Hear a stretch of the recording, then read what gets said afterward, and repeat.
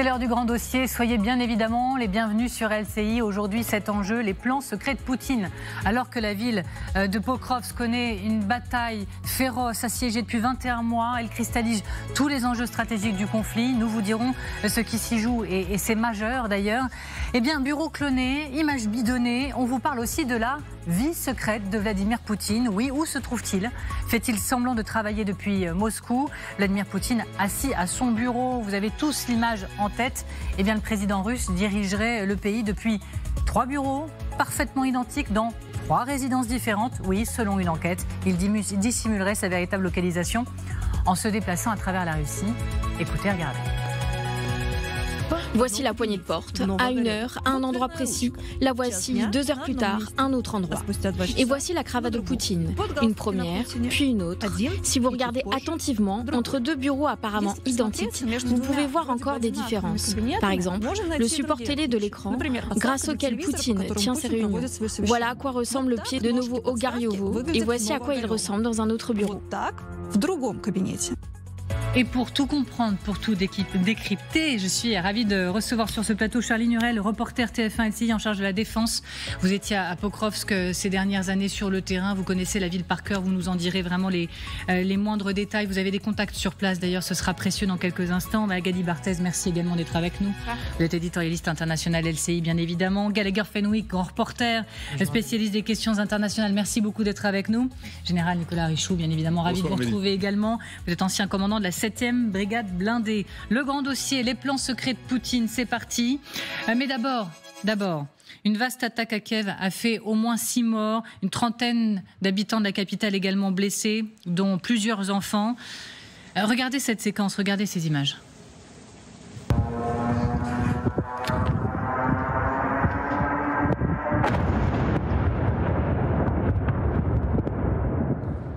Depuis la région de Kharkiv, on vous retrouve Elisabeth Pearson. Vous êtes correspondante pour LCI en Ukraine. Merci beaucoup d'être avec nous. Une trentaine d'immeubles d'habitation ont même été endommagés pendant cette attaque, n'est-ce pas ? Oui, et les habitants de Kiev ont subi l'une des plus grosses attaques depuis de ces dernières semaines.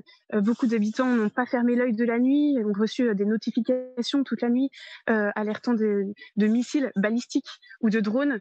430 drones ont frappé le territoire, 18 missiles.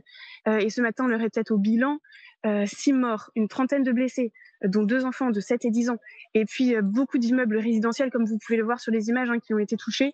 Une école, un hôpital, l'ambassade d'Azerbaïdjan aussi a reçu des débris de missiles. Et puis évidemment les infrastructures énergétiques, comme chaque année à l'arrivée de l'hiver, sont la principale cible des frappes russes. Ce matin, beaucoup d'habitants à Kiev n'avaient pas d'électricité. L'opérateur national de distribution d'électricité, Ukrenergo, a annoncé que cela mettrait peut-être 3 bonnes semaines pour réparer tous les dommages si aucune attaque ne survient dans ce laps de temps.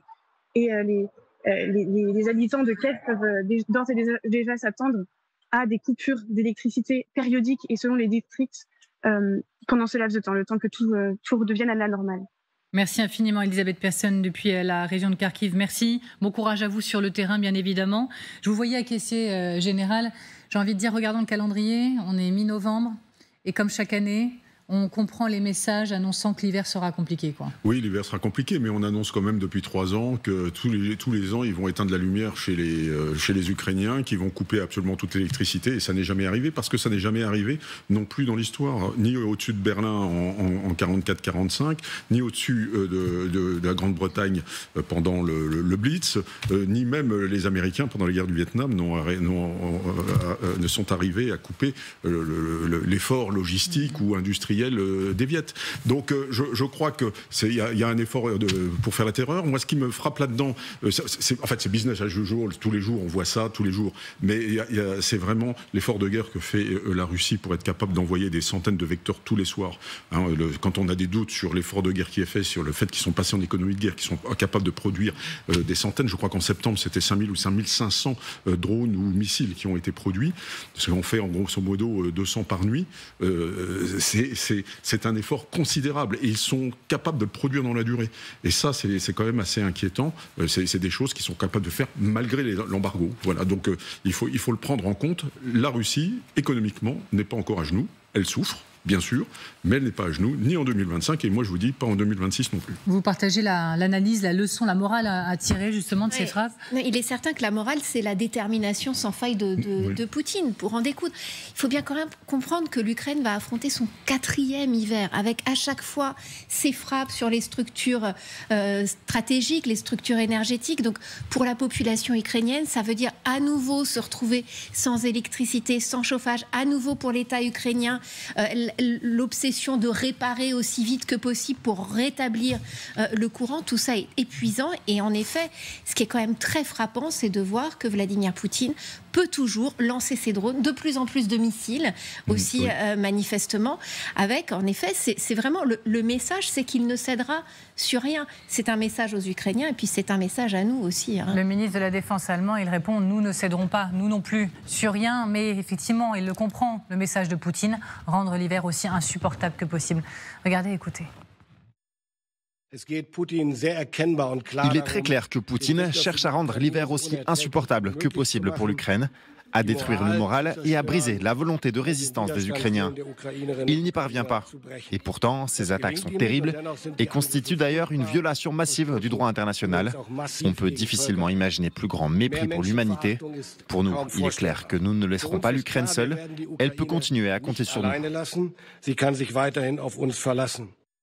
Continuons sur ce point, au-delà de la détermination affichée de Poutine, les moyens à ceux qui pensent qu'il va se fatiguer, qu'il connaît des difficultés, il n'en est rien, ou pas autant qu'on ne pourrait l'espérer ? De part et d'autre, il y a la recherche d'une rupture chez l'adversaire, parce que même si le général Richoud disait que c'était, je cite, « business as usual », hier soir, c'était plus de 400 drones, une vingtaine de vecteurs. Il y a des morts dans la capitale, des civils à nouveau. On avait Elisabeth Persson à Kharkiv.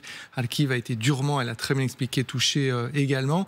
Et on a un président Zelensky qui, justement, et Charline tout à l'heure va nous parler de Pokrovsk, qui va venir à la fois en Grèce, mais aussi ici même, à Paris, dans quelques jours. Et l'expression que vous allez le plus entendre, c'est défense antiaérienne. Il y a un besoin criant de vecteurs pour intercepter plein de méthodes et manières différentes. On va reparler des batteries patriotes et on va reparler des finances de l'Ukraine qui souffrent énormément, parce que d'abord, il faut parler de l'humain, il y a le matériel, mais il y a l'économie.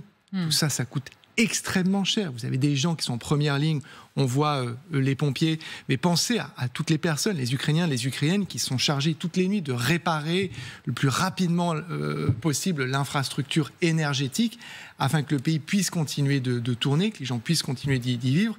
Et tout cela, il ne faut pas se mentir, c'est très très difficile. Ils ne peuvent pas continuer comme ça éternellement. Ça n'est pas vrai. Et les Ukrainiens cherchent en miroir, et je termine par là, à infliger pareillement des dommages sur les raffineries, on en a beaucoup parlé, mais également sur la partie civile de l'infrastructure énergétique, parce qu'ils veulent désormais que les Russes ressentent peu ou prou ce que eux ressentent chaque nuit, chaque jour. Charline, effectivement, Volodymyr Zelensky, c'est lundi à Paris. Il sera question de défense encore une fois, avec la capacité de lui répondre, d'apporter ce qu'il faut pour passer l'hiver. On voit que les pays européens ont la volonté d'eux. Maintenant, jusqu'où pourront-ils aller ? C'est véritablement la question. Par ces attaques, il y a une triple visée, vous l'avez dit, sur le moral des Ukrainiens pour affronter l'hiver, premièrement. Deuxièmement, la saturation avec la défense aérienne, et il en sera question lors de sa visite à Paris. Il y a une troisième chose, il faut savoir que lorsque Vladimir Poutine cible ces villes ukrainiennes et les plonge dans le noir, ça ralentit aussi la production d'armement. Et donc ça, c'est aussi quelque chose dont on parle très peu, mais c'est l'une des visées. Donc évidemment, il sera question d'armement. C'est très important, la défense antiaérienne pour Volodymyr Zelensky. Voilà, on voulait vous parler de cette attaque encore massive de la nuit dernière. On vous parle aussi de Pokrovsk. Ce qu'on appelle, nous, ici, désormais une bataille quasiment sans images. Il ne faut pas croire qu'on ne vous en parle presque plus parce qu'il ne s'y passe plus rien. Au contraire, si on ne vous en parle plus, c'est que la bataille est si féroce, si difficile qu'il est compliqué même pour nos équipes de se rendre sur place. Et ça, vous nous l'expliquerez vraiment avec beaucoup de précision, Charline, dans un instant. Les images des combats montrent un ciel, vous le voyez, saturé de drones. Il n'y a plus de ligne de front clairement définie. On parle même d'une zone de mort large d'une trentaine de kilomètres où les drones anéantissent tout ce qui bouge. La situation est si violente, je disais, que les équipes ont du mal à s'y rendre, ne s'y rendent quasiment plus. On fait le point avec vous, Général, sur la situation, sur ce que l'on sait malgré tout de cette ville de Pokrovsk. Que sait-on, Général, en carte de la situation ? Alors, en rouge, bien sûr, les Russes, et en vert, ce sont les zones grises, celles que vous évoquiez dernièrement. C'est-à-dire des zones où il y a des infiltrations de part et d'autre, les Russes gagnent du terrain, mais c'est assez imbriqué. En fait, cette carte est assez parlante parce qu'il n'y a plus de ligne de front établie. C'est-à-dire pas la ligne de front avec une tranchée à 200 mètres comme en 14-18. C'est des petits groupes de soldats qui sont éclatés, qui s'infiltrent, qui essayent de survivre dans leur trou de combat, qui sont ravitaillés comme ils peuvent. Et donc ça, c'est quand même un phénomène relativement nouveau. Pour le reste, à Pokrovsk, on voit que c'est une poche que les Russes essayent de refermer, selon un schéma classique que médiatiquement on appelle le chaudron. C'est pas un terme militaire, mais le chaudron, ça a été théorisé par les Allemands pendant la Deuxième Guerre mondiale, puisqu'en 1941, ils ont réussi 3 chaudrons. C'est à Minsk, Smolensk et Kiev, qu'on appelait Kiev à l'époque, où ils ont encerclé peut-être 6 à 7 millions au total de Russes. Et donc, c'est les pinces. On essaie de refermer les pinces et bien entendu, on essaye de couper la logistique de manière à ce que Pokrovsk ne soit plus ravitaillé. Je voudrais qu'on regarde ensemble des images de l'armée russe où l'on voit à moto, voilà, les motos dans les rues de Pokrovsk. Général, dites-nous ce que ça nous raconte de la nature de la bataille en cours dans ces rues de Pokrovsk. Eh bien, vous avez là typiquement le rappel que le combat en localité, le combat urbain n'est pas un combat de blindés. Ça peut être un combat d'artillerie, on voit que c'est un combat de drone, mais le fantassin, lui, il va à pied, ou alors il essaye, il y va en moto, il essaye de s'infiltrer comme ça, mais c'est avant tout un combat de fantassin. Ça l'a toujours été, mais à Stalingrad, c'était un combat de fantassin, et donc là, le blindé est extrêmement vulnérable, parce qu'il doit s'engager dans des rues, et donc il n'est pas très très utile. Donc, il pratique une politique d'infiltration. Et donc, cette tactique d'infiltration, eh bien, on va d'immeuble en immeuble. Et donc, on s'infiltre dans la ville. C'est pour ça que dans la ville, il y a des zones grises, on ne sait pas très bien qui maîtrise et ne maîtrise pas. De temps en temps, il y a un drapeau russe, de temps en temps, il y a un drapeau ukrainien. On ne sait pas finalement où on en est. Les Russes poussent très fort, mais ils subissent également des pertes très sévères, car le combat urbain, le combat en localité, c'est le plus coûteux en hommes, en munitions, c'est le plus difficile de tous les combats qu'aient amené les soldats. Et Général, si effectivement Pokrovsk finissait par tomber, cela impliquerait quoi? Ça veut dire quoi pour la suite de la stratégie russe, par exemple? Alors, pour les Russes, c'est important politiquement parce que c'est une étape essentielle pour pouvoir aligner les frontières de l'oblast de Donetsk sur ce qu'ils ont officiellement annexé à la constitution de Russie. Oui. Sur le plan militaire, c'est un non-événement parce qu'il progresse de quelques centaines de mètres et ça ne perce pas le front, il faut bien le dire. Ça ne percera pas le front. Sur le plan économique, c'est quand même pour l'Ukraine une très très grosse perte parce qu'ils avaient des gigantesques mines de charbon qu'ils vont perdre, qui étaient peut-être le charbon dans cette région, c'était peut-être 10% du PIB national, donc ça sera une perte conséquente. Mais pour le reste, on disait que c'était un hub logistique avec voies ferrées, etc. Aujourd'hui, c'est un cul-de-sac. C'était vrai il y a un an. Aujourd'hui, c'est un cul-de-sac. Et donc, sur le plan militaire, Pokrovsk a perdu de sa valeur. Et bien entendu, en tout cas, on l'espère bien, que les positions arrière, ce qu'on appelle le combat dans la profondeur, qui permet d'échanger du terrain contre du temps en provoquant une attrition maximale de l'adversaire, eh bien, est établi pour continuer à arrêter les Russes. Mais le symbole resterait majeur. Merci beaucoup, Général. Majeur. Alors, on continue d'en parler. Charline Hurel, il faut tous dire, on en parlait il y a 2 jours ensemble, vous et moi. Et on se demandait, moi je me demandais pourquoi il n'y avait pas de mission sur le terrain vers Pokrovsk. Et naturellement, vous m'avez dit, mais c'est pas qu'on ne veut pas y aller, c'est qu'on ne peut plus y aller. Tant les combats sont difficiles là-bas, c'est ça? Oui, complètement. Et la guerre a complètement changé, en fait, avec l'apparition des drones. Le dernier reportage que nous avons fait avec Axel Charles-Messens sur la ligne de front, on était très très proche des positions russes. On est arrivé dans un moment où déjà cette guerre était en train de changer, mais la brigade ne le savait même pas, ce à quoi on allait être confronté. Et donc, dès qu'on faisait un pas dehors, on avait un drone, voire 2, qui essayait de nous tuer. Et ça, c'est la réalité de la ligne de front, que ce soit du côté de Pokrovsk ou dans tout le Donbass. Donc, ce qui fait que pour nous, c'est très compliqué d'y aller parce que sur une large bande de 20 km, dès qu'ils voient une voiture, dès qu'ils voient une personne sortir, il y a tout de suite un drone qui vous attaque de manière très précise. Donc c'est en fait un face avec la mort. Vous infiltrez à pied là, comment vous faites? Alors c'est très compliqué parce que à pied, faire 3-4 km à pied, maintenant c'est trop dangereux parce que les drones nous ciblent automatiquement. Le faire en voiture, ça l'est encore plus. Nous, on avait été rapatriés d'urgence en blindé et il faut savoir que même sur la route, ils avaient vu notre chemin et ils avaient posé à l'aide d'un drone une mine. Donc on a roulé sur la mine et si on est encore là aujourd'hui, c'est parce qu'on avait un blindé. Donc c'est très compliqué de savoir quel véhicule utiliser. C'est pour ça qu'ils utilisent aussi beaucoup les motos maintenant pour échapper aux drones. Voilà. Vous avez des contacts encore sur place, oui. Hein, et que vous disent-ils, ces contacts? C'est extrêmement compliqué. Donc les soldats avec qui j'ai discuté là encore aujourd'hui sont dans les alentours de Pokrovsk. La ville, donc les Russes sont entrés. Moi, je reconnais très bien l'endroit sur cette vidéo. C'est l'entrée de Pokrovsk. Les Russes sont dans Pokrovsk. Les unités ukrainiennes sont en train de s'en retirer. Il y a énormément de pertes forcément parce qu'il y a un encerclement quasiment fini. Et ce que me disaient les soldats avec qui je discutais, c'est qu'à 13 km à Rodinske, c'est au nord, il y a déjà des Russes qui sont dans cette ville-là. Donc il y a des groupes d'éclaireurs qui sont déjà dans les villes au-dessus de Pokrovsk. D'accord. Et je voudrais juste qu'on arrête encore un peu, on s'arrête un peu sur les images parce qu'il n'y a pas que les motos qui sont riches d'enseignement, il y a le brouillard.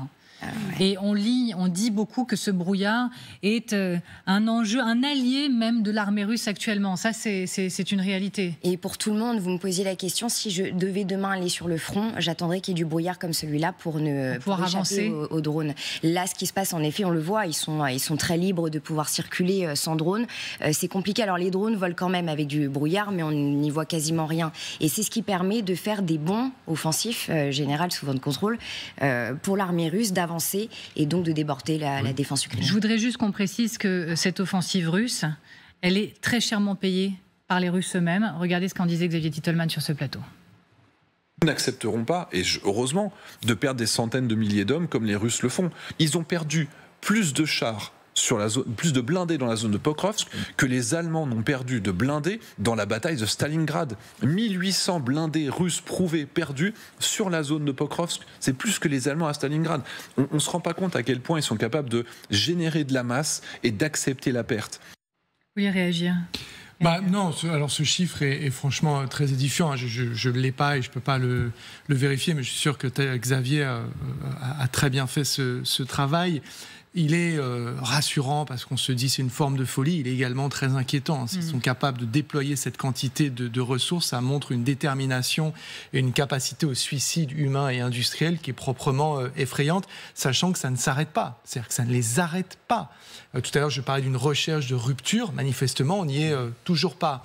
Après, sur ces déplacements dans le brouillard, l'autre enseignement, et il est partagé à la fois par les Russes et les Ukrainiens, c'est qu'on voit qu'il n'y a pas, et le général Richoult l'expliquait très bien, il n'y a plus de regroupement en fait. C'est le principe des petits groupes, mais dont les déplacements finissent par être létaux pour l'ennemi.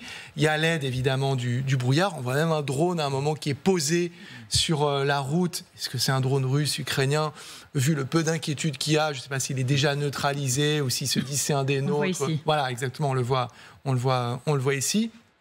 Et ensuite, juste pour revenir sur le reportage auquel Charline a fait avec Axel Charles Messens fait référence, je crois qu'il nous avait toutes et tous beaucoup marqué, parce qu'on sentait de manière très très réelle, parce que ça avait été très bien documenté, le caractère proprement oppressant de cette présence, j'allais dire dronique, où on voyait que dès que Charline et Axel Charles Messens sortaient, le temps d'exposition se comptait en secondes, et on entendait tout de suite les hélices, et éventuellement une charge déposée ou des soldats qui essayaient de les descendre. Oui, Magali. Tout ça pose quand même la question du retrait en bon ordre des troupes ukrainiennes. Si à un moment la solution, la situation l'impose, parce que là vous disiez il commence à se retirer à certains moments, mais on voit qu'avec cette pression permanente des drones, avec cette espèce d'unique route qui permet maintenant de rejoindre Pokrov, tout ça est extrêmement compliqué. Et c'est quand même un débat que l'on a senti monter ces dernières semaines. C'est à quel moment faut-il décider de plier bagage et de se dire Pokrovsk, en effet, finalement, les lignes de défense ukrainiennes, elles ont été renforcées plus à l'arrière. Oui. Donc, ça n'a plus la même importance stratégique que ça l'avait il y a encore un an.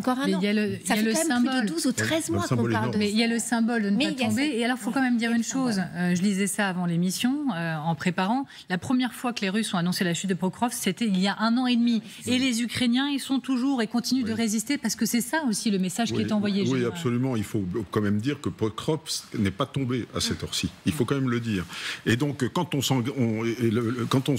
va comme ça en combat en localité, éclaté par petits groupes, il y a un inconvénient majeur quand on s'infiltre, c'est qu'on est mal relié avec ses arrières et qu'on est facilement coupable des arrières. On peut être coupé. C'est ce qui est arrivé au mois d'août lors de la fameuse offensive. Ils se sont infiltrés dans les bois, il y a eu une espèce de langue comme ça, un espèce de saillant qui s'est formé, puis à un moment, il a été coupé. Et donc, ils ne sont pas à l'abri de ça. Je veux dire, à l'intérieur, c'est vraiment... On ne sait pas ce qui va se passer. Véritablement, ils occupent un immeuble, l'autre immeuble. Les Ukrainiens sont évidemment pas en bonne posture, mais Pokrovsk peut encore tenir. On ne sait absolument pas quand Pokrovsk va tomber. Et puis je voulais dire simplement un dernier truc. On parlait des chars.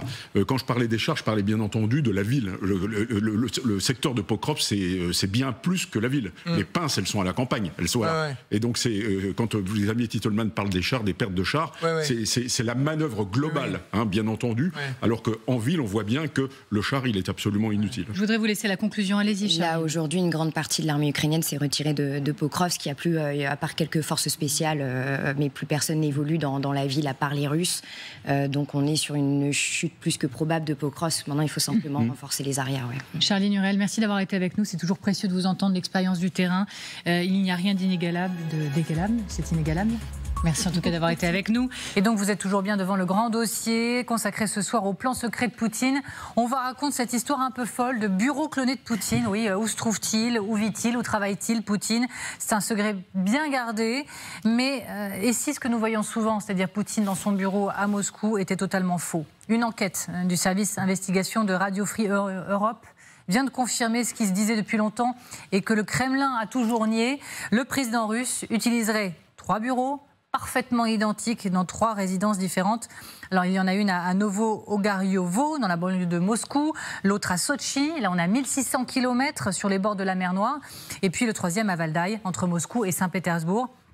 Peut-on parler de Poutine, grand illusionniste, de la vie secrète de Poutine? On va vous dire tout ça avec nos invités que je salue à nouveau sur ce plateau. Ravi toujours d'être avec Gallagher Fenwick, d'être toujours avec le général Richoux, Magali Barthès qui va m'accompagner dans un instant devant l'écran pour tout vous dire de cette enquête. Et donc merci Sergueï Girnov d'avoir accepté de venir avec nous aussi ce soir. Ancien officier du KGB, spécialiste en renseignement, auteur du livre L'éclaireur. J'imagine que vous avez beaucoup à nous dire sur ce Poutine illusionniste dans un instant. Mais d'abord, donc l'essentiel des faits, c'est avec vous, Magali.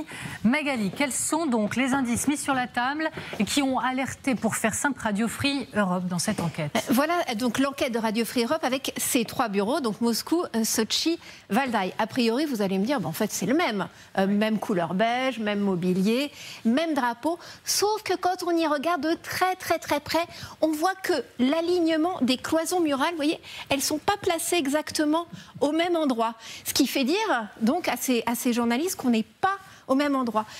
On va vous montrer aussi l'alignement des poignées de porte. Là aussi, c'est très révélateur. On voit bien que par rapport justement à l'alignement des panneaux muraux, eh bien, là, on est en dessous. Là, on est pile au même niveau. Là, on est légèrement au-dessus. Tout ça fait dire donc à ces journalistes de Radio Free Europe que Vladimir Poutine a plusieurs bureaux et qu'il ne dit jamais là où il se trouve. Prenons l'exemple du 12 juillet 2024. 2 réunions sont supposées avoir eu lieu à Novo-Ogariovo. Voici la poignée de porte. À 1 heure, à un endroit précis. La voici 2 heures plus tard, à un autre endroit. Et voici la cravate de Poutine. Une première, puis une autre. Si vous regardez attentivement, entre 2 bureaux apparemment identiques, vous pouvez voir encore des différences. Par exemple, le support télé de l'écran, grâce auquel Poutine tient ses réunions. Voilà à quoi ressemble le pied de Novo-Ogariovo. Et voici à quoi il ressemble dans un autre bureau. Et Magali, quand il prend la parole, il serait très rarement en direct en réalité. Absolument. Ces médias d'opposition ont pris l'exemple de 5 réunions de Vladimir Poutine dans son bureau, diffusées en avril-mai dernier. Eh bien, en réalité, ces scènes, elles avaient été tournées plusieurs mois auparavant. Et ça a continué encore cet automne, avec en effet des réunions présentées comme en direct, alors qu'elles avaient été pré-enregistrées. Systema et Radio Free Europe, en fait, ils ont recoupé toutes ces vidéos, des milliers d'heures d'images. Ils les ont recoupées avec les déplacements de certains, très rares, membres de l'entourage de Vladimir Poutine. Et tout ça leur a permis de montrer qu'en effet, Vladimir Poutine n'était pas là où il disait se trouver, ce qui montre bien que dans son immense paranoïa, eh bien, il refuse de révéler d'où il dirige le pays. Formidable. Magali Barthès, merci beaucoup. Sergueï Girnov, donc Poutine fait semblant de travailler depuis Moscou depuis des années en réalité ? Oui, tout à fait. D'ailleurs, à vrai dire, nous on le savait, mais c'est pour la première fois on a des preuves réelles, parce que l'enquête que les journalistes ont fait, c'est une enquête extraordinaire. Ils ont passé des heures et des heures avec la loupe à analyser ces milliers de vidéos, mais aussi les documents de déplacement, parce qu'ils ont trouvé aussi les équipes journalistiques qui se déplaçaient. Et vous savez, actuellement, il y a les bases de données. En Russie, toutes les bases de données se vendent et s'achètent. Donc, on peut avoir les bases de données sur les gardes du corps, les médecins de Poutine, les équipes qui l'accompagnent, les journalistes qui l'accompagnent. Et quand on recoupe tout ça, eh ben, on est mieux que le service de renseignement. C'est d'ailleurs une des preuves de la thèse que moi je véhicule depuis des années, qu'une bonne équipe de journalistes, d'enquêteurs, vaut bien un service secret. Donc, Poutine, la grande illusion ? Est-ce qu'il est le seul, à faire ça ? Est-ce qu'on a des exemples passés de dirigeants qui ont fait croire qu'ils travaillaient dans un lieu alors qu'ils étaient Staline a fait la même chose parce que moi j'en ai pas. Staline a fait la même chose. Pour d'autres dirigeants, non. Je crois que d'autres dirigeants soviétiques ne le faisaient pas. Allez-y. Non, l'extrême inverse, c'est Donald Trump, car lui ne cache pas du tout quand il est sur un golf, il ne fait pas semblant d'être à la Maison-Blanche, ce qui est par ailleurs très, très démocratique. Mais pour moi, si vous voulez, la manière dont je reçois cette présentation qui est très édifiante, il y a plusieurs choses. D'abord, je trouve qu'il y a quand même un grand amateurisme du côté de ceux qui sont censés faire en sorte que les choses soient exactement identiques. Il y a quand même des gens qui se spécialisent là-dedans, et je trouve que les ratés que souligne très bien Magali Barthès à l'instant me frappent par leur amateurisme. Deuxièmement, c'est que il faut réfléchir en fait à ce que ça veut dire du rapport d'abord de Vladimir Poutine au peuple. C'est-à-dire que chaque personne qui participe à ce que vous appelez à juste titre, Amélie, la grande illusion, c'est autant de failles et de fuites possibles. Ça, c'est intéressant. Et ensuite, en fait, le principe de la paranoïa, c'est que vous consacrez énormément de moyens intellectuels, matériels et économiques à lutter contre des causes parfois qui sont fictives et qui, par ailleurs, vous exposent à des menaces qui, elles, sont réelles. Donc, vous développez des obsessions face auxquelles vous établissez des dispositifs qui sont quand même conséquents. Et donc, ça peut avoir une efficacité, un amateurisme, etc. Mais par ailleurs, je pense à l'attentat du Crocus City Hall, qui a quand même révélé une faille absolument majeure, avec des conséquences pour la population qui sont tragiques. Vladimir Poutine n'en a que faire, mais c'est là que vous vous rendez compte que non, la Russie, elle a des ennemis. Elle a des gens, en son sein, une menace djihadiste qui est prégnante chez nous aussi. Ça fait partie des rares sujets sur lesquels, justement, par les services de renseignement, ils communiquent encore, même avec une nation qui peut être ennemie, adversaire.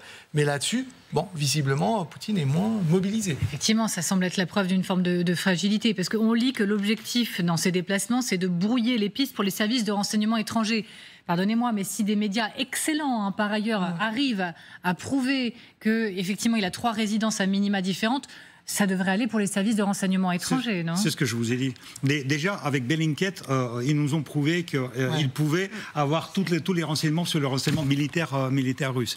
Mais au début, ce n'était pas le paranoïa, c'était pour cacher le manque de travail de Poutine. Au début, c'était ça. Le deuxième, donc le bureau principal, c'était Nova Gariovo, parce que Poutine n'aimait pas aller au Kremlin. Ça veut dire que, tout simplement, il ne voulait pas faire le demi-heure de trajet jusqu'au Kremlin. Il préférait rester dans sa datcha, qui est à 30 km du centre de Moscou, où il a les chevaux, il a la piscine, où il a tout ce qu'il y a. Donc, en fait, il est paresseux. Et donc, ça a commencé avec Nova Gariovo. Après, ça continue avec Sochi. Parce que Sochi, donc, c'est là où il aimait faire du ski, où il aimait se baigner, où il aimait se faire bronzer. Et donc, en réalité, il ne pouvait pas dire qu'il travaille à Sochi parce que si on écoutait Poutine, il aurait transféré carrément la capitale russe vers Sochi, parce que c'est là où il préférait être. Et donc, en fait, ils ont construit ce deuxième bureau pour cacher qu'il n'est pas au Kremlin ni à Novagorod. Donc, en fait, qu'il est un gros paresseux qui juste aime la vie, en fait, et en profite de son statut de président pour prendre du plaisir. L'enquête induit aussi l'idée qu'il aurait une inquiétude qui se serait accrue depuis la guerre en Ukraine. Je précise, il serait surtout, selon l'enquête, à Valdai. La résidence de Valdai, perdue dans la forêt, est défendue, c'est ce que je lisais, par 12 batteries anti-aériennes. Pour aller plus loin, écoutez cet autre extrait de cette enquête, regardez. Quand la guerre commence, Poutine déserte de plus en plus le bureau de Sochi, comme s'il lui portait malheur. À partir de février 2023, ce bureau disparaît pratiquement des agendas du Kremlin. Même site de la défense anti-aérienne est positionné là-bas, c'est assez proche de l'Ukraine et la capacité des drones ukrainiens offre beaucoup de possibilités. De ce fait, Valdai est beaucoup plus loin, mieux caché et la topographie des lieux est meilleure. Valdai est dans la forêt alors que Sochi est dans les montagnes dans une zone à découvert. Et autour de Valdai, des systèmes de défense anti-aériens sont apparus. Voilà, on y est. Donc, aveu d'inquiétude, de fébrilité, c'est la preuve qu'il croit possible d'être lui-même touché. Oui, bien sûr. Et puis c'est intéressant de voir combien de systèmes d'armes anti-aériens sont distraits du front pour pouvoir garder le président de la République. Ça, c'est quand même, ou des objectifs stratégiques militaires. Très intéressant. Mais de toute manière, cette paranoïa, elle est inhérente au système ex-soviétique dans tous les cas de figure. Je crois que ça garde rapproché. Vraiment, les types qui sont autour de lui, autour de la voiture, c'est 5000. Et puis il y a 50 000 hommes des services spéciaux qui s'occupent également de lui. 5 000 pour la garde rapprochée. Et puis les services spéciaux complets, surentraînés qui s'occupent de lui, c'est 50 000 personnes. Voilà. Et puis on peut penser que il peut y avoir des blocos aussi qui sont à l'abri des missiles, parce qu'on imagine mal qu'il se passe dans sa datcha en bois, en surface. Ça, c'est absolument pas possible. Donc effectivement, aujourd'hui, Sochi, c'est fichu. C'est à portée de l'Ukraine, c'est beaucoup trop près du front, et à mon avis, il n'est pas prêt de réutiliser sa résidence de Sochi. Et les Ukrainiens ont réussi en plus avec des drones, c'est vrai, il y a quelques mois, à aller viser vraiment tout près de Sochi. Et alors c'est depuis, en tous les cas d'après l'enquête, qu'en effet il a complètement déserté. Sur cette paranoïa quand même du régime, elle a été décuplée pendant le Covid, où Poutine s'est complètement renfermé et isolé et coupé du reste du monde. Il était dans une peur panique d'être contaminé. Vous ajoutez à ça la guerre en Ukraine qui a évidemment décuplé là aussi cette paranoïa du régime, et vous obtenez en effet un Vladimir Poutine qui fait construire, et là aussi c'est très bien documenté dans cette enquête, à l'identique, on sait même à quelle date, en effet à quel endroit il fait reconstruire ses bureaux à l'identique, pour en effet qu'on ne sache jamais où il se trouve. Alors je ne sais pas quel est le niveau d'importance de l'élément que je vais vous mettre sur la table, je me tourne vers vous Gallagher parce qu'il s'agit des États-Unis. Je disais que la station de Radio Free Europe, qui a donc sorti l'enquête avec le Media Systema, était financée par le Congrès des États-Unis. Faut-il y voir une forme d'implication, de détermination de la part des Américains à faire sortir un certain nombre d'informations à son sujet ? C'est une sorte, j'allais dire, de rémanence de la guerre froide.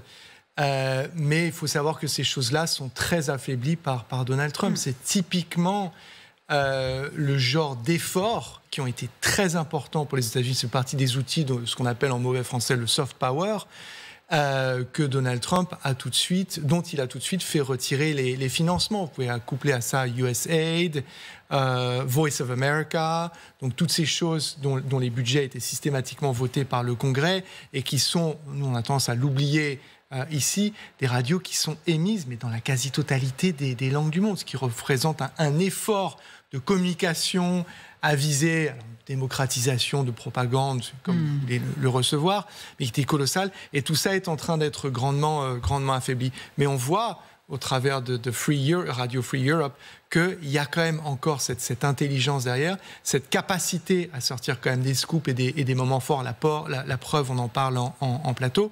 Moi, je suis d'accord avec ce que disait Sergueï il y a quelques minutes, c'est qu'on voit que les documents qu'on a en renseignement, sources ouvertes, l'imagerie satellitaire qui montre les systèmes Pantsir, la disposition des lieux, Aujourd'hui, tout le monde peut avoir accès à pas mal de ces informations. Et vous couplez ça, j'en termine par là, avec des outils pareillement de l'intelligence artificielle qui sont à la disposition de tout le monde quand vous apprenez à vous en servir. Et vous pouvez rentrer différentes images et dire, dis-moi, quelles sont les différences entre ces 3 images. Et en 5 minutes, vous avez le détail. Et ça, c'est des outils très puissants qui permettent effectivement de... C'est une cible facile, Poutine, en réalité ? Non, c'est pas une cible facile parce que, comme disait Général, donc en fait, le premier cercle de défense de Poutine, c'est 5000 hommes, le service de protection de président. Le deuxième cercle, c'est FSO, le service de protection des personnalités et des objectifs stratégiques, c'est 50 000 hommes. Et après, il y a le FSB, c'est 250 000 hommes. Donc en fait, vous voyez, après, il y a l'armée, après, il y a tout un tas de cercles autour. Donc non, ce n'est pas une cible facile.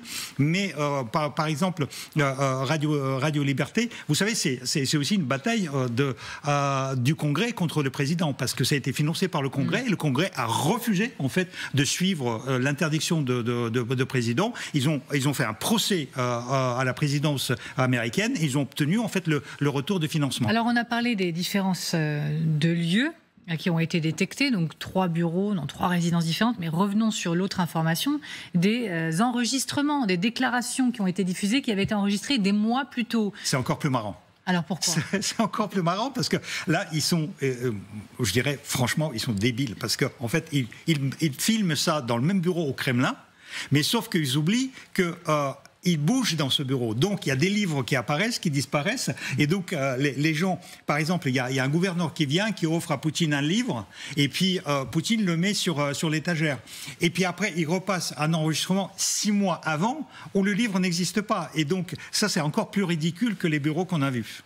Très rapidement, je ne sais pas si vous vous souvenez de ce témoignage d'un membre justement du FSO, du service des transmissions, qui avait fait défection et qui racontait de l'intérieur, et c'était Gleb Karakulov. Exactement, Karakulov, qui racontait de l'intérieur en fait la vie de Vladimir Poutine, sa grande paranoïa, le fait qu'il ne consomme que du Soloviev, pas d'internet, pas de téléphone mobile, et la manière dont il organisait ses transports, des faux convois, etc. Deuxième chose, c'était un moment presque iconique quand Volodymyr Zelensky, à l'issue d'un discours, avait poussé le micro comme ça pour montrer que le micro était matériellement présent, parce que Vladimir Poutine, quelques jours avant, avait fait un discours où il prétendait être entouré de personnes, et c'était du fond vert. Alors ça va faire encore parler bien évidemment, mais maintenant vous parlez de ce rapport russe qui pointe les failles technologiques des armées européennes. On en parle avec également Michel Polaco qu'on accueille avec nous. Bonjour Michel Polaco, merci d'avoir accepté notre invitation une fois de plus, expert en aéronautique, questions de défense et du nucléaire, auteur de Drone, l'aviation de demain. Alors ce rapport russe qui pointe les failles technologiques des armées européennes, il a été relayé dans cet article de Politico. En fait, c'est Xavier Titelman qui relaie lui-même un rapport signé par le directeur du Centre d'analyse de la stratégie et de la technologie et par un ancien chef d'état-major des forces armées russes. Pour résumer, les drones et l'intelligence artificielle transforment profondément le champ de bataille et rendent obsolètes beaucoup de doctrines, de nos doctrines et de nos équipements traditionnels. Et dans l'un de ses tweets, Xavier Titelman dit que ce rapport serait absolument dramatique pour nous. Il l'a tweeté, il l'a également dit sur ce plateau. Regardez. Mais en termes de masse, nous sommes plus gros. Mais en termes de capacité à produire du consommable quotidien, nous sommes des nains. Les Russes et les Ukrainiens, les deux, consomment et produisent 10 à 15 000 drones kamikazes par jour. Par jour. Nous en produisons au niveau de l'Europe, totalement cumulés, quelques centaines par jour, et qui ne sont pas au niveau de ce que font les Ukrainiens. Nous avons des standards qui sont 2 ans en retard. Général, pour commencer sur ce plateau, oui, le bilan qu'ils dressent, les Russes, ce qu'ils voient, ce qu'ils perçoivent de nous, de notre incapacité à évoluer dans le combat moderne, est pour nous extrêmement préoccupant. Ils appuient là où ça fait Mais ça a été dit par le général Mandon. On sait très très bien qu'on a un retard colossal, notamment en matière de drones. Alors dire que c'est la fin du char, alors moi je suis tankiste. Alors voilà, j'allais y venir. Bon, oui. Mais pour les drones, c'est une évidence. Je crois qu'on produit 700 drones par an, alors qu'ils ont 15 000 par jour, mais c'est peut-être 4 à 5 millions par an de chaque côté aujourd'hui. Et surtout, il faut une capacité industrielle, parce que ça ne sert à rien de les produire à l'avance, parce qu'ils sont obsolètes immédiatement. Ils ont une capacité de vie d'un mois, 3 semaines, un mois, et ensuite il y a des moyens de les déjouer, etc. Donc c'est toujours la course à l'armement, la course à déjouer l'adversaire, c'est le fameux duel entre le canon et la cuirasse. Hein. Le canon passe la cuirasse, on fait une cuirasse plus forte, le canon ne perce plus, donc on fait un canon plus puissant. Voilà, vous avez ça. Et donc les drones, il faut avoir une capacité industrielle de produire le dernier modèle au moment où on en a besoin, pas 2 ans avant. Si vous avez 1 million de drones dans l'armée française aujourd'hui, ça ne sert à rien. En revanche, il y a une incompréhension, c'est que comment est-ce que vous construisez des drones, comment vous gardez une veille technologique alors que vous ne passez pas commande, puisque vous gardez une veille technologie et que comment vous avez des lignes de production pour construire 5 millions de drones alors que vous en commandez 700 par an. Voilà, vous avez quand même des incohérences qu'il faut résoudre. Et puis pour le reste, effectivement, ils ont une longueur d'avance, ils font la guerre depuis 3 ans. Aujourd'hui, il faut se poser la question. Maintenant, je rappelle que le prochain char, par exemple, ça sera un système environné avec une bulle, environné de drones, des drôles éclaireurs, des drôles kamikazes, des drôles qui permettront de déjouer l'adversaire, parce que à la fin, il ne faut jamais oublier une chose, il faut aller au sol. Au sol, la guerre, elle se gagne au sol, c'est-à-dire avec le soldat. Et vous ne gagnez pas la guerre avec les drones. Voilà. Donc c'est un véritable questionnement qu'il faut qu'on résoudre dans une armée occidentale aujourd'hui. Alors je pense que Michel Polaco vous écoute avec passion, lui qui est auteur de Drone, l'aviation de demain. Vous voulez réagir, bien évidemment. Dans quelle mesure, effectivement, Poutine a identifié les failles, en tout cas ses services occidentaux, et dans quelle mesure le miroir qui nous est tendu est terrible pour nous?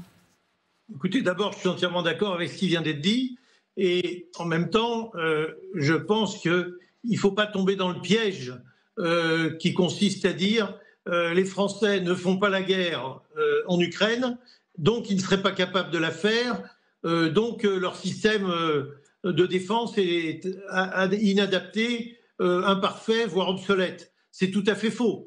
Aujourd'hui, nous avons un dispositif de défense qui est prévu pour un certain type de guerre, au pluriel, et qui ne prévoit effectivement pas que nous nous retrouvions dans une situation de type guerre en Ukraine. Mais nous ne sommes pas l'Ukraine. Donc, si vous voulez, je crois qu'il ne faut pas être négatif ou pessimiste, et les Russes le savent très bien, qui s'y frottent, s'y piquent. La France a des moyens non négligeables de se faire respecter. Maintenant, c'est vrai qu'aujourd'hui, la France n'est pas équipée pour faire une guerre d'artillerie, une guerre de blindés, une guerre de drones, parce que ce n'est pas un schéma qui a été envisagé et que nous ne considérons pas aujourd'hui, en tout cas nos dirigeants militaires et politiques ne considèrent pas aujourd'hui qu'il faut mobiliser toute l'industrie pour se mettre à fabriquer des dizaines de milliers de drones par jour. Sergueï Janov, que ce soit clair, il nous voit comme des faibles ? Non. Là, je suis d'accord avec Michel Polaco. C'est parfaitement ce qu'il faut souligner. La France, c'est un pays fort. C'est un pays qui a un énorme potentiel d'ingénierie, industrielle, etc. Bon, sur le moment, la France ne possède pas ces drones. Mais ça ne veut pas dire qu'elle ne peut pas rattraper le retard. D'ailleurs, je vous rappelle que la Russie ne possédait pas les drones. Les premiers drones que la Russie a achetés, c'était les drones iraniens. Après, ils ont acheté la licence, ils ont commencé à les reproduire sous licence. Et après, il y avait aussi les drones qui sont venus de Chine ou de la Corée du Nord. Donc le retard se rattrape et la France est parfaitement possible, pour la France, c'est parfaitement possible de le rattraper. Donc c'est intéressant ce débat. Vous n'êtes pas d'accord pour dire, comme vous avez dit Tolman, que ce rapport, pour ce qu'il raconte de nous, est absolument dramatique? Non, quand même pas. Michel Polaco. Non, pas du tout. Je considère que ce rapport est un rapport parmi d'autres et n'importe qui peut en faire. Et de toute façon, un rapport, quand on le publie, c'est toujours un outil de communication, voire de propagande, voire c'est fait pour désespérer l'adversaire. Donc voilà, c'est ce que ça veut dire.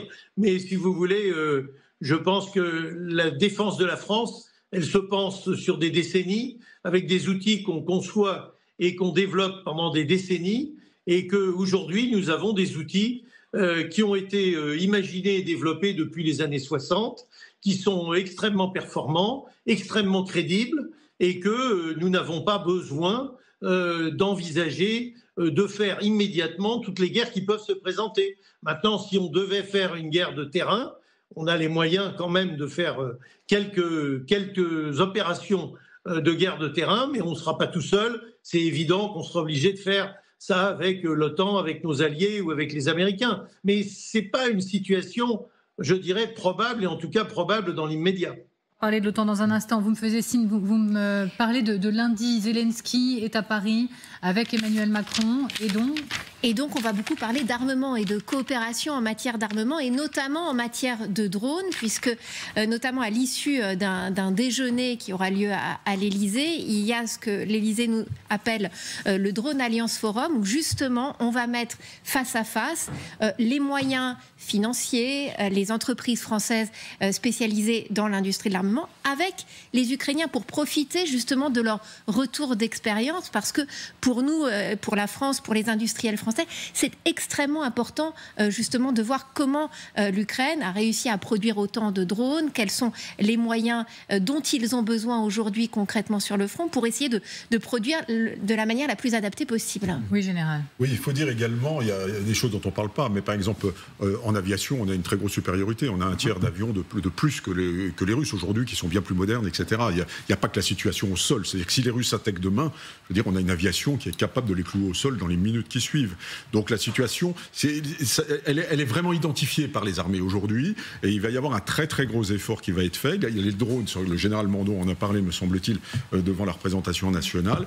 Et puis également, eh bien, ça en fait partie de la réflexion, c'est la réflexion globale sur les munitions. Aujourd'hui, l'armée française est en recomplètement de munitions. Et dans les munitions, il y a forcément les drones kamikazes, les drones tueurs, tout ce que l'on veut. Dans le rapport, il n'y a pas que la question des drones, encore une fois, ici, la question de l'intelligence artificielle qui transforme profondément le champ de bataille. La vraie nouveauté. Dans quelle mesure, sur ce plan-là, ils sont en train de rendre nos méthodes et nos connaissances obsolètes? Sommes-nous encore dans la course, quoi, en somme? Je viens vers vous juste après.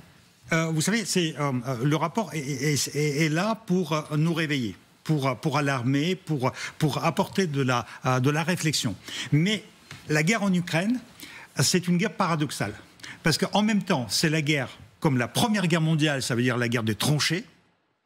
En même temps, c'est comme la Deuxième Guerre mondiale, parce qu'on a eu les batailles de chars, on a eu les batailles des blindés, on a eu des batailles d'artillerie et d'aviation, et maintenant c'est la troisième forme de guerre, qui est la guerre moderne qui arrive. Et donc en fait, c'est un mélange de tout ça qui est la guerre. Et donc c'est pas parce que vous avez appris quelque chose et qu'il faut abandonner les vieux systèmes.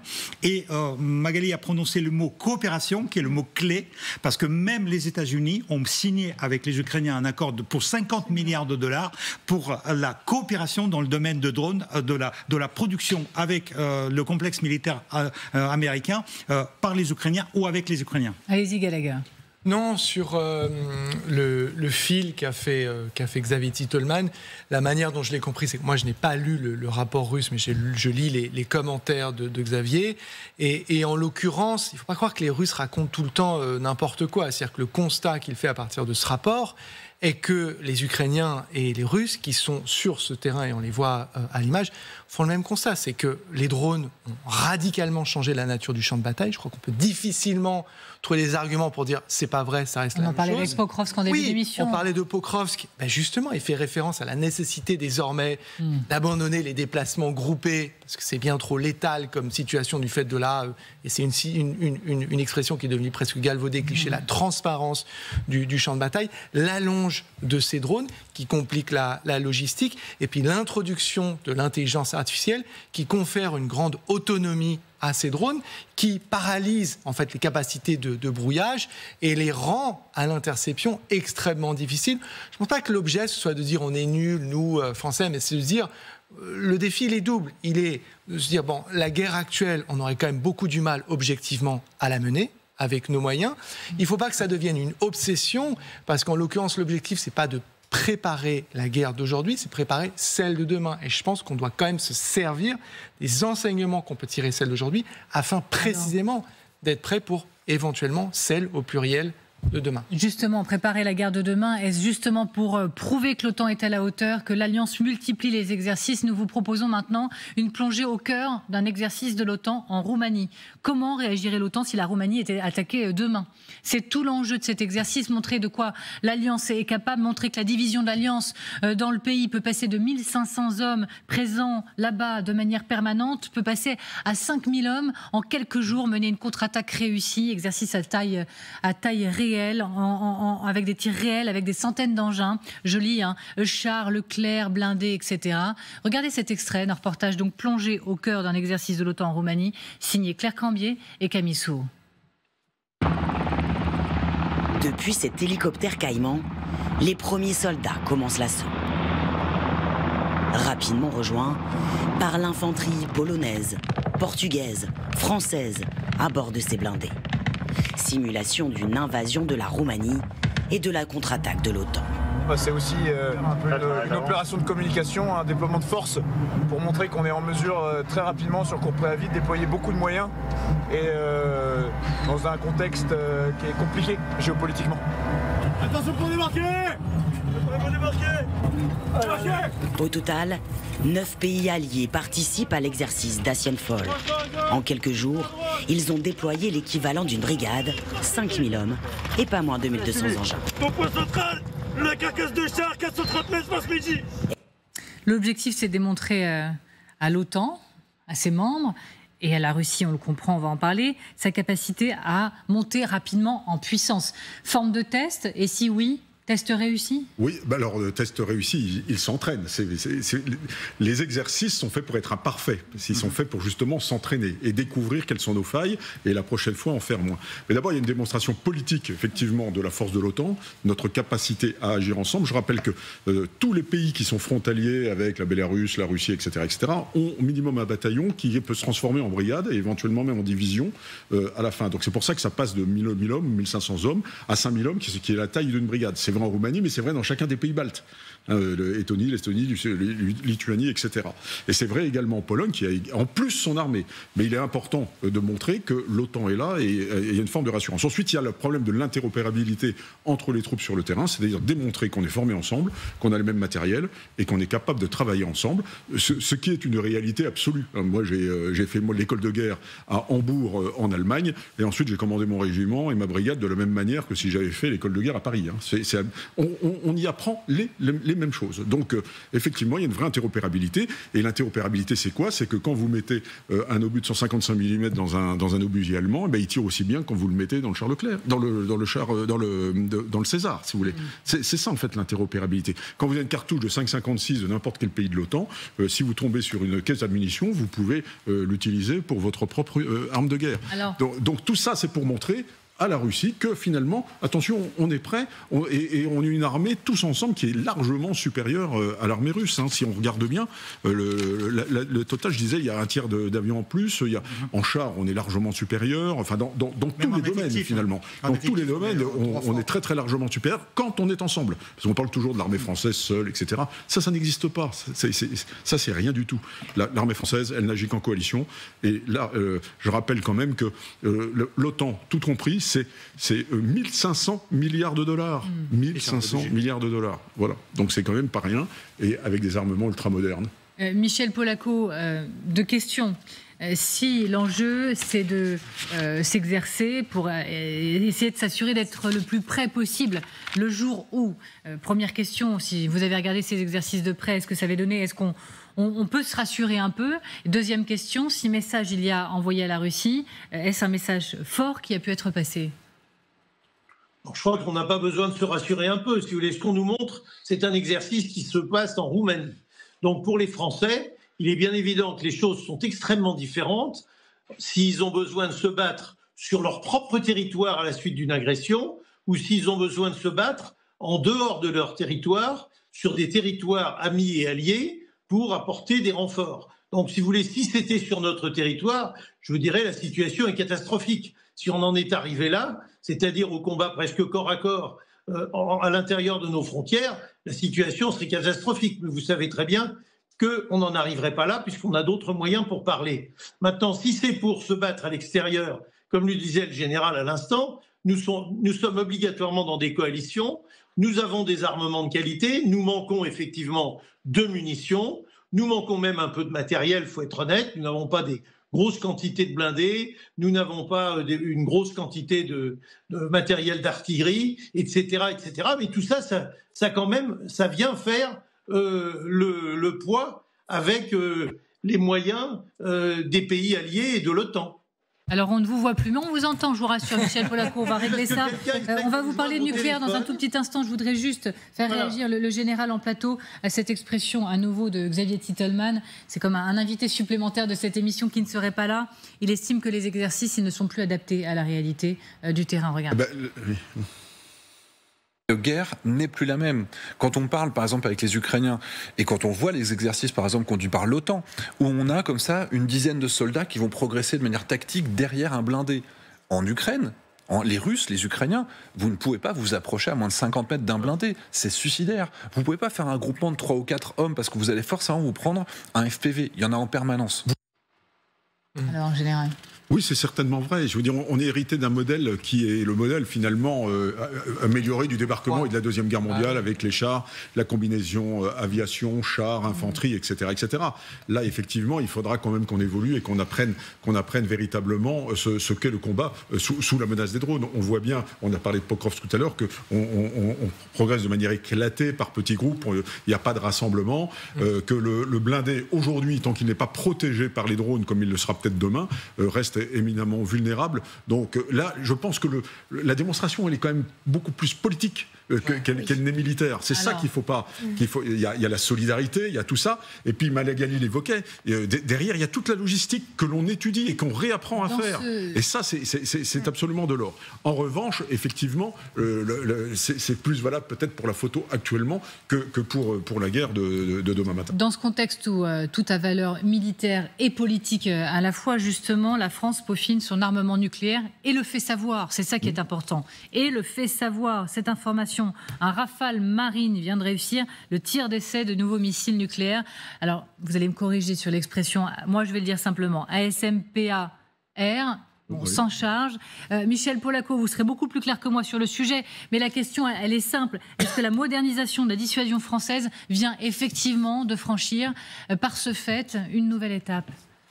Alors, la modernisation de la dissuasion française n'a jamais cessé. Elle n'a jamais cessé depuis 1960. Premier tir d'une arme nucléaire, et depuis 1971-72, mise en service des Mirage 4 stratégiques, puis des sous-marins et du plateau d'Albion. Donc si on n'a jamais cessé de faire progresser les têtes nucléaires, de faire progresser d'abord les bombes, puis les armes nucléaires qui sont devenues des missiles, on n'a jamais cessé de faire progresser les missiles, ni les vecteurs pour les utiliser. Ça n'a jamais cessé. Il se trouve que là, on est en train de passer un seuil, puisqu'on a annoncé il y a quelques semaines la mise en service du missile M51-3 pour les sous-marins nucléaires lanceurs d'engins. C'est quand même la 5e ou 6e génération de missiles de nos sous-marins. Et on continue et on continuera. Et de même qu'on modernise nos sous-marins, et qu'actuellement on a des sous-marins de 2e génération, et qu'on est en train de préparer les sous-marins nucléaires lanceurs d'engins de 3e génération. C'est pareil pour les avions. On avait des bombes nucléaires, on est passé aux missiles. L'ASMP-AR, c'est un ASMP amélioré, génération précédente, R rénové, génération actuelle, et bientôt il y aura l'ASN 4G en 2035 qui sera destiné au Rafale dans sa version 5G et surtout au NFG qui sera le futur avion de combat qu'on fera peut-être avec les Allemands si on finit par s'entendre avec eux. Alors, donc la France travaille déjà à l'étape prochaine. C'est le général qui disait à l'instant, Gallagher Fenwick, que les enjeux sont souvent politiques également dans ces messages. Il y a faire et faire savoir. On l'a répété 150 000 fois sur ce plateau, on va le redire. On pourrait ne pas communiquer à ce point sur le sujet. On le fait. C'est quoi l'enjeu? C'est quoi l'enjeu? Alors qu'il y a quelques jours, le chef d'état-major des armées, le général Fabien Mandon, disait que l'atmosphère sur le nucléaire était préoccupante. Et qu'il fallait se préparer éventuellement à un choc. C'est l'expression qu'il utilise dans les 3-4 ans. Et effectivement, le général Mandon dit que sur le nucléaire, l'atmosphère est préoccupante parce qu'on a le retour de cette dialectique, de ce dialogue, de cette grammaire, comme on dit dans le jargon, avec la nécessité, vous avez raison, c'est comme ça que vous avez ouvert cette séquence, Amélie, de faire savoir, c'est-à-dire de communiquer, d'être actif dans le champ informationnel. La modernisation, comme disait très bien Michel Polaco à l'instant, ça fait partie de cette culture stratégique, c'est-à-dire que c'est permanent et c'est ce qui la rend justement crédible. Parce que vous savez, une des questions, c'est mais est-ce que ça fonctionne encore? Est-ce qu'ils sont véritablement à jour? Est-ce qu'ils sont capables de mener, de simuler des raids nucléaires? Et la ministre, Madame Vautrin, fait savoir dans un message qu'effectivement, tout cela a été testé dans le cadre de la simulation, vous avez dit vous-même, sans charge, simulation même d'un raid nucléaire, avec ici, en l'occurrence, la particularité, c'est une dimension aéronavale. une combinaison entre un bâtiment de la marine et un Rafale. Et tout cela, évidemment, afin de savoir d'abord à nos populations qu'elles sont correctement défendues, qu'on est souverain sur le sujet de la dissuasion nucléaire.